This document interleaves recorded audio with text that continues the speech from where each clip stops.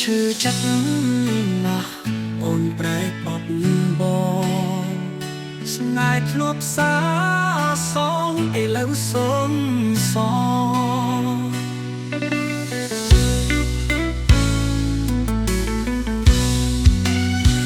ពីពេញមុននុំ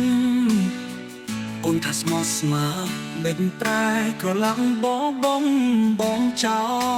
លហើយដល់ໄວទៅស្រីហ៊ានក្បត់ចិត្តបងស្នេហ៍បងកំឡងតាខំប្រំណាប្រាប់ផងបានទេឬមួយរូបអូនមានអ្នកផ្សេងលួងលោទើបអូនដាច់ចិនចាក់ចេញឆ្ងាយបងហើយដល់ໄວអូនស្រីហ៊ានក្បត់ចិត្តបង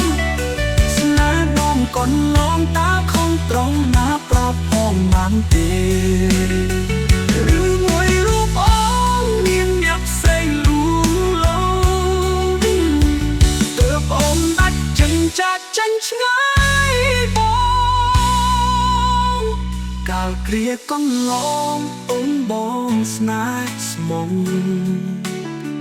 ពីពេញពីរស់ឥឡូវបាត់អស់ហើយសន្យាត្រាំណាំថាគ្មានការប្រែហេតុអីវាស្នេហ៍អូនប្រែភ្លេចបាន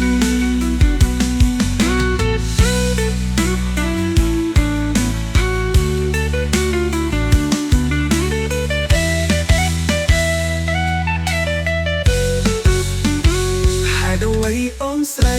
ហ៊ានក្បត់ចិត្តប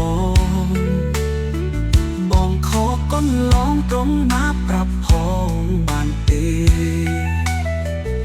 ឬមួយអូនមានអ្នកផ្សេងអជាងទើបអូនដាច់ចិនចាក់ចេញឆ្ងាយបងរឿងរ៉ាវចាស់អូនភ្លេចអស់ហើយរឿងមានអ្នកថ្មីមកជំនួសបង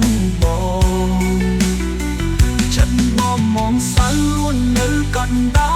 កណ្ដាយព្រោះតែអូនឯងប្រឡ័យស្នេហាហេតុអ្វីអូនស្រីហ៊ានក្បត់ចិត្តបងខកកន្លងត្រង់ណាប្រាប់ផងឬមួយអូនមានអ្នកផ្សេងអជាងទើបអូនដាច់ចិនចាក់ចេញឆ្ងាយប